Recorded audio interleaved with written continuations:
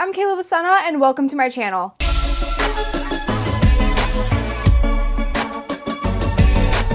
Today, I want to talk about the fear of being perceived. A lot of people struggle with this. This could be just in a social setting, it could be in social media, it could be at work, it could be anywhere. This is something that I personally struggled with a lot within my life. I see a lot of other people struggle with it as well. I want to give you guys some tips and tricks and a mindset shift of how I started looking at the fear of being perceived and how and why people chose to perceive me the way that they did. All right? Let's get started. I wrote everything down in a Google Doc because we're becoming more professional, guys, all right? First of all, I want to start off by saying, what is perceiving? What does that even mean? Perceiving is becoming aware or conscious of something. It is seeing, it is observing. So right now, I am consciously aware that I am looking at a camera right now. I am looking at a phone, I am looking at a screen, right? You have a conscious awareness of what you are looking at based off of past things that you've learned, intelligence, all of the above. Observing is basically making an analytical viewpoint within your mind of what you are seeing.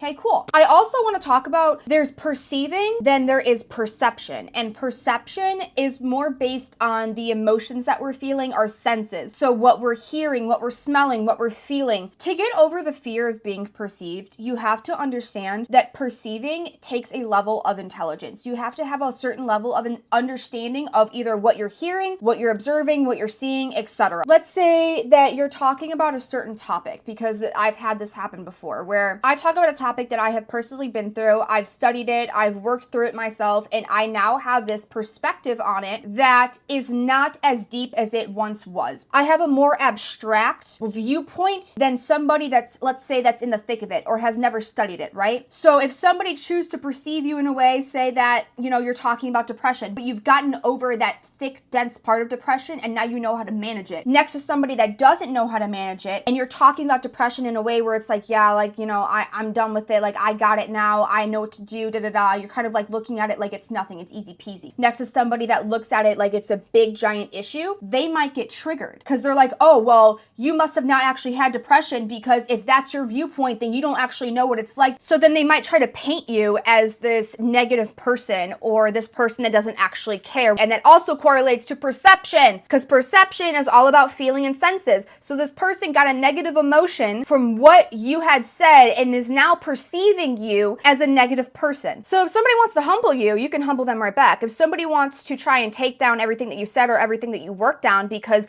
they don't have the perspective that you do, that's not your problem. That's not your fault. So let them know. Tell them. Try to basically, in the nicest way possible, dumb it down for them. If you're talking about a topic and they can't comprehend it, dumb it down for them. Because if they want to humble you so bad, then talk to them like they're a child. If somebody wants to perceive you in a negative light because you gave them a negative emotion about how you talked about a topic or a situation that you lived through, then let them know. This also correlates to how important it is to have an open mind. And when you're able to expand your mind, you're able to view something from multiple different viewpoints. So if I want to look at depression as just something that's sad, sappy, like nobody wants to deal with depression, you know what I mean? Like it's just like, it's heavy. If you're able to then view depression as this is a time where I need to really hone in on myself and taking care of myself and my mental health. You don't view depression as it's taking over you. You're going to then take back control over it, if that made sense. Allowing yourself to open up your mind and your perspective towards what depression is, change your viewpoint and how you're going to take it on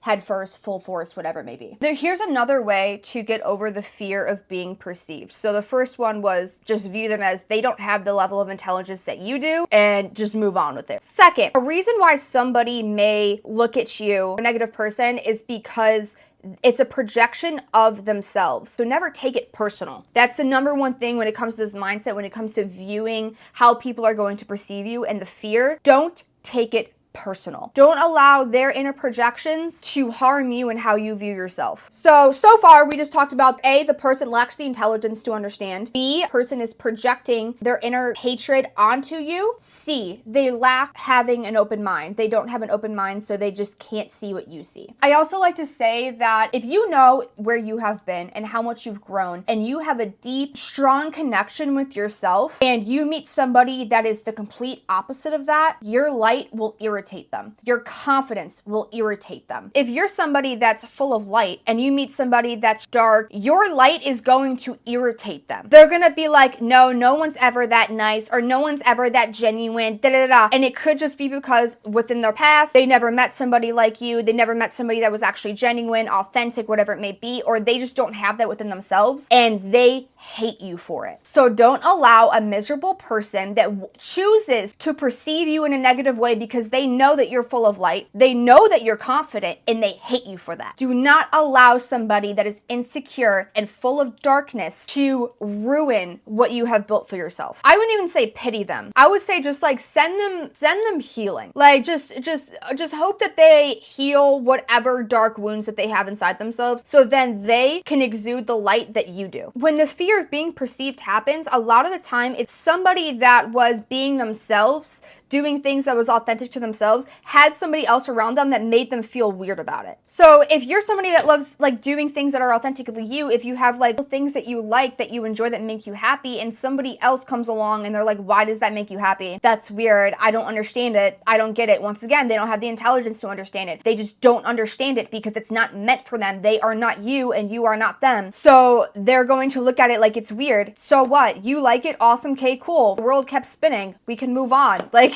don't allow somebody that doesn't know what they're talking about, that doesn't even understand why you like what you do, because they don't like it, okay? And two things can be right at the same time. If you don't like it and I like it, awesome, great, let's move on. It's like that type of thing, right? So a lot of the time, the fear of being perceived is rooted from doing something that was authentically you and then getting a negative response from it. So for one of these, I wrote down how to manage when somebody is choosing to perceive you in the wrong way or choosing to tear down whatever you got going on. I had posted a video on one of my social media platforms, and the comments that I had got, these people acted like I ran over their dog. I was talking about a dress that I found for Halloween and my vision that I got for it, and I was like, if anybody wants to try this, go ahead, I think it's super cute, da da da da. Comments that I was getting was like, that dress is ugly. Why would anyone want that dress? That's a stupid vision. That's a stupid idea. Like, these people were just nasty.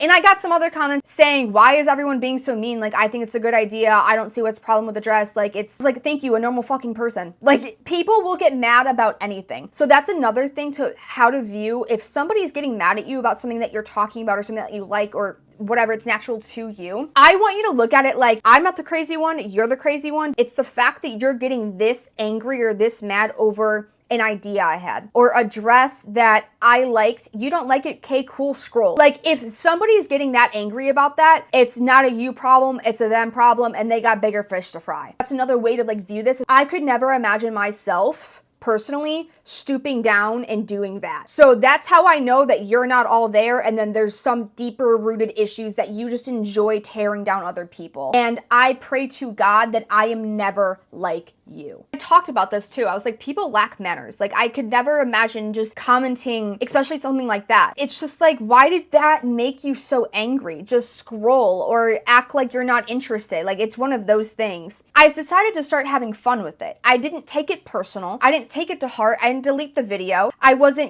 commenting back to people and being nasty like them. I had fun with it. One person commented and was like, you see this as a mermaid? That's stupid. I see Tinkerbell. That's a way better idea. So I comment back and I go, oh my God, that's a great idea. I love that idea. Great job. And that person was probably expecting me to comment back and being like, all nasty back too. No, I'm not going to lower myself to equal you. Hell no. We ain't the same, honey. You down here, I'm up here. And I will say on my high horse, thank you very much. That's my viewpoint of like having fun with it. Like, fuck with them a little bit. They want you to get mad. Don't get mad. Because when you get mad, then they like have an excuse to be like, see, that's why I don't like them, because they're like this. They then have an excuse to choose the way that they perceive you, and it's in a negative way. Another way to get over the fear of being perceived is accepting that not everyone is going to like you. That's it. Blunt, straight to the point. That's just the truth. Not everyone is going to like you. We each have our own personalities. We each have our own likings. It goes also to my people pleasers, because people pleasers can also have the fear of being perceived, because I was also a people pleaser, because people would perceive me as mean or bitchy. I never wanted to be perceived like that, because I'm actually a very kind, generous person. Then that generosity and that kindness got taken advantage of by people that didn't deserve it. And I didn't know how to stand up for myself because the fear of being perceived. So